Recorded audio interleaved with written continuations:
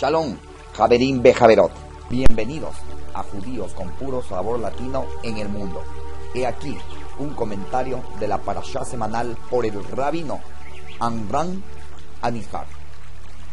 Parashat Korah, el Disfraz. Todo el mundo tiene un Yetzer Hara, abre paréntesis, instinto del mal, cierra paréntesis, que lo desvía y hace que peque. A los religiosos es importante conocer cómo el Yetzer Hara los convence. Si ya saben lo que es prohibido, en esta parashá vemos que 250 hombres justos se unieron a Korah, quien era uno de los encargados de llevar el arca sagrada, para rebelarse en contra de Mosé y Aarón. También Miriam, Anabia, se equivocó y habló mal de su hermano Mosé. Arte 2. Parashiot. También vimos cómo 10 de los 12 príncipes de cada tribu hablaron mal de la tierra de Israel. Cómo el Yetzer Hara los convenció para realizar estos pecados. En el reto de Arvit decimos Beaser Astam Milepanenu, un mejorenu guión largo aparta el mal que nos ataca por delante y el que nos ataca por atrás.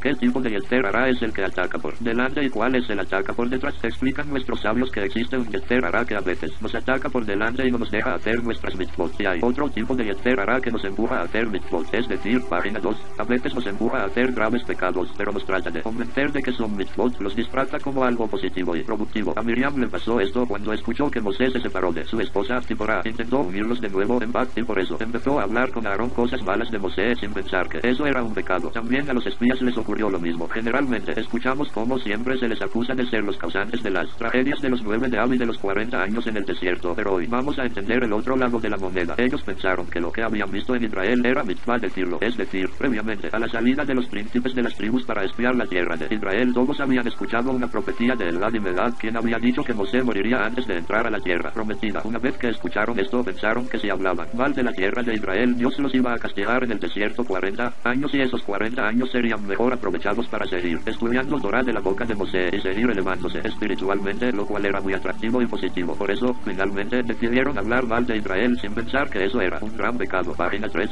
Exactamente igual es el Yetzer Hara que convence a veces a los religiosos para cometer graves errores, porque no los ataca de frente, sino que disfraza todo como si fueran mitzvot. Esto fue lo que le ocurrió exactamente a Korah en nuestra parashá. Él vio que el causante del pecado del becerro de oro fue que el pueblo se había acostumbrado a su líder, pues cuando subió al Sinai por 40 días, el pueblo no tuvo un líder y por lo tanto pecó. Cuando Korah vio esto, empezó a preguntarse a sí mismo, ¿qué será del pueblo cuando se cumpla la profecía de Elad y Medad y no haya un líder que lleve las riendas? De seguro que todos pecarán. Por eso fue que él pidió que Mosé y Aarón renunciaran a sus cargos, ya que el beneficio que se iba a obtener al final iba a ser mayor, pues cada uno del pueblo sería un hombre justo y se dejaría liderizar directamente por Dios, tal y como está escrito. Kikol, Aedah Kulam Kedosim Ubetoham Hashem Umadwat Itaseual, que al Hashem guión largo porque todos en la congregación son santos y Dios está dentro de ellos, porque se levantan en contra de ellos, abre paréntesis, números 16 2.3 cierra paréntesis.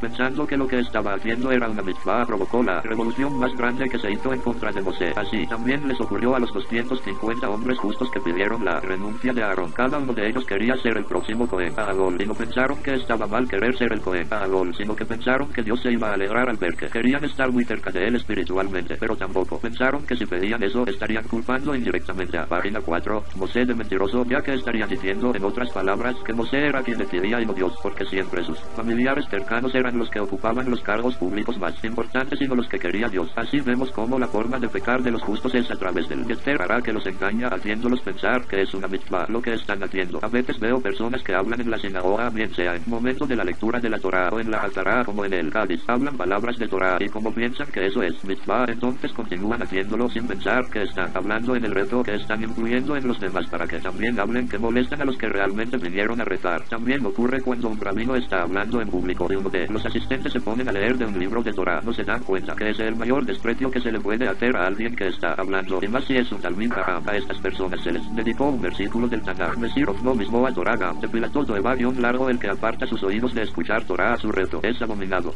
También ocurre a veces en una mesa grande con muchos invitados que uno de ellos se introdujo un alimento en la boca sin antes pronunciar la bendición respectiva. El anfitrión piensa, tengo la oportunidad de cumplir la mitzvah de reprochar los errores del prójimo, abre paréntesis, ojiar, tojiar, esta miteja, cierra paréntesis.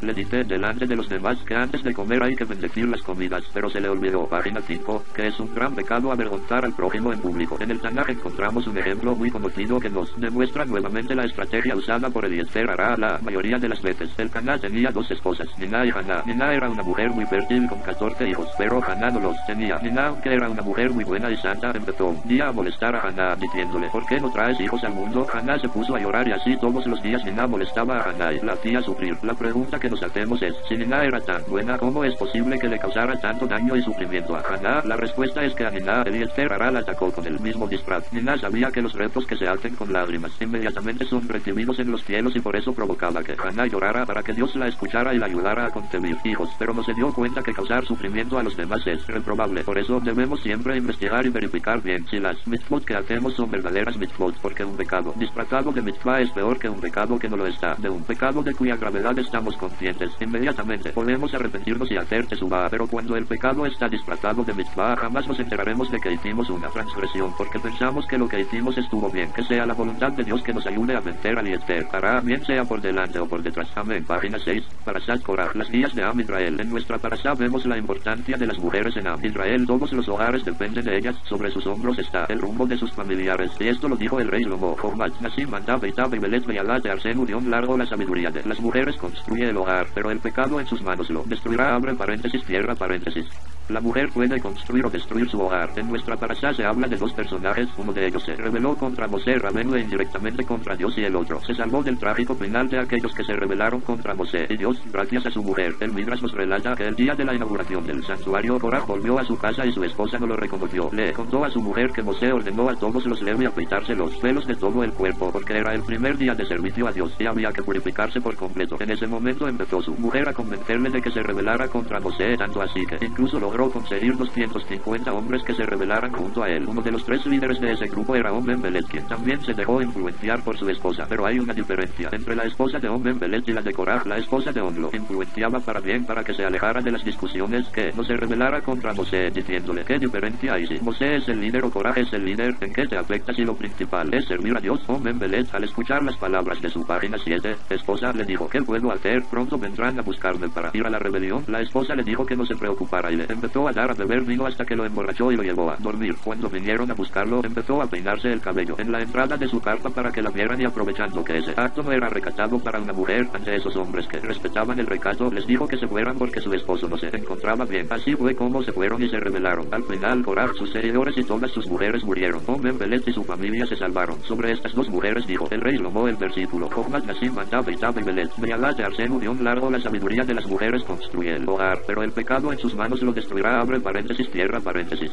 En el Midrash Haggadah se relata que en el momento en que empezó la tierra a abrirse para tragar a Korah y a sus seguidores, la tierra se puso a temblar debajo de la cama de Om hasta que vino su esposa y le empezó a rezar a Dios para que lo perdonara, ya que había hecho teshuvah, se había arrepentido de lo ocurrido y además había jurado que más nunca se rebelaría en su contra. Entonces fue cuando dejó de temblar la tierra. En ese momento le pidió a su esposo que fuera a donde Moshe a pedirle perdón, y Om se negó y dijo que no saldría de su carpa nunca más por la vergüenza por la que había pasado. La esposa fue a rogarle a Moshe que lo perdonara. Moshe preguntó: ¿quién es esta mujer? Cuando le dijeron que era la esposa de Om Ben-Belet, se levantó y fue a la página 8, carpa, a decirle a Om que saliera de ella, ya que fue perdonado por Dios, y entonces fue cuando salió Om Ben-Belet. Aquí vemos la suerte tan grande que tuvo Om Ben-Belet de tener una mujer tan sabia que supo salvar a su marido del pecado, y no solo eso, sino que rezó por él para salvarlo de la perdición. Incluso logró traer a Moshe, el máximo líder de Am Israel, a la puerta de su casa para que honrara a su marido. Por otro lado, vemos a la esposa de Korah que aconsejó mal a su esposo y le provocó bajar junto a ella hasta las profundidades de la tierra. La fuerza de las mujeres es tan grande que cuando Dios iba a entregar la Torá, primero envió a Moshe Rabenu a preguntarle al pueblo si quería recibirla, empezando por las mujeres. Explica el Midrash Rabbah, abre paréntesis, números 28, 2.2, cierra paréntesis, lo siguiente: el motivo que impulsó a Dios preguntar a las mujeres antes que a los hombres si querían recibir la Torá es que la causa de que Adán pecara fue no exigirle también a Abba no comer del árbol del conocimiento. Por eso, en esta segunda oportunidad, Dios optó por preguntarle a la mujer primero. Si las mujeres no hubiesen querido aceptar la Torá, Dios no se la iba a ofrecer a los maridos, porque en una casa donde la mujer quiere Torá y el marido no, hay muchas posibilidades de que el marido se convenza, pero en una casa donde el marido sí quiere Torá y la mujer no, es muy difícil para el hombre mantenerse solo con la responsabilidad de las mitzvot, ya que la mujer tiene un poder de convencimiento muy fuerte. Por eso es que dicen en Israel: si tu esposa te dice lánzate por el página 9, balcón, rétale a Dios que por lo menos te toque en un primer piso, porque es seguro que te lanzarás. La Torá dijo: lo tome yota agam levado es el eter, que negó Dios largo, no es bueno que el hombre esté solo, le haré una ayuda en su contra. Abre paréntesis, veresit, cierra paréntesis.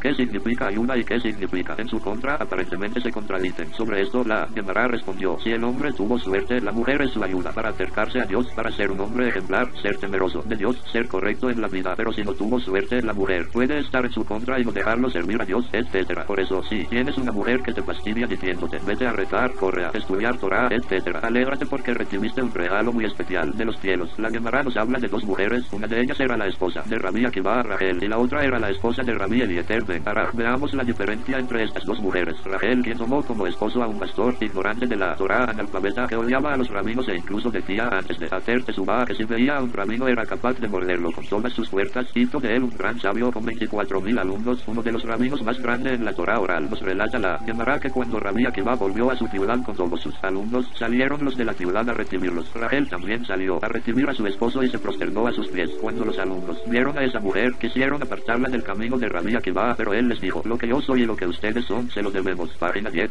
a ella déjenla. Por otro lado, el Pirkei Avot nos relata acerca de Rabbi Eliezer ben Ara, el rabino que fue comparado a un manantial incesante de sabiduría. Además, Rabbi Yohanan ben Zakkai dijo que si en un lado de una báscula pusieran a todos los rabinos de Israel y del otro a Rabbi Eliezer ben Ara, la balanza tendería hacia su lado y no hacia los demás por la grandeza que había en él. Pero desafortunadamente, explica el Yalkut Kohelet, tenía una esposa que le exigió irse con ella a un lugar lejano donde había ríos y manantiales. Le decía: en caso de que los rabinos te necesiten, vendrán a buscarte. Se marchó la esposa y no tuvo otra opción que ir tras ella. Pasaron muchos años, su esposa no lo dejaba volver, ningún rabino fue a visitarlo y entonces él optó por ir a visitarlos a ellos. Cuando llegó a la ciudad, se dieron cuenta de que ni siquiera sabía leer bien. Toda su sabiduría se había ido. La mujer construye o destruye. Dios le dio un poder de convencimiento muy grande a la mujer, y ella tiene que escoger hacia dónde dirigirlo para guiar a su esposo, elevar su casa, a sus hijos, y no lo contrario. Dios nos libre. Cierra paréntesis. Dios les pregunta a los hombres, después de 120 años, si estudiaron Torah y cumplieron sus mitzvot. Si así fue, entonces les da su olam abba respectivo. Pero a las mujeres les pregunta: ¿mandaste a tu esposo a estudiar Torah a la sinagoga y a los niños también? Si así fue, entonces todo el éxito que tuvo su esposo y sus hijos en el cumplimiento de las mitzvot y estudiando Torah, se lo, página 11, acreditan a ella para su olam abba. Que sea la voluntad de Dios que las mujeres entiendan esto, que aprovechen sus fuerzas para mejorar la calidad espiritual de Am Israel, porque ellas no solo dan la imagen de Am Israel, sino también su nivel. Todas las próximas generaciones dependen de ellas, y por sus méritos veremos próximas generaciones de luz con hijos tzadikim justos y correctos. Amén. Toda Gabá por escucharnos. Si esta parashá le fue de bendición, no se olvide en escribirnos en nuestro canal de videos de YouTube o al Facebook o en nuestra página web, La Herencia Sefardita en Loja. Un abrazo, Leitraot.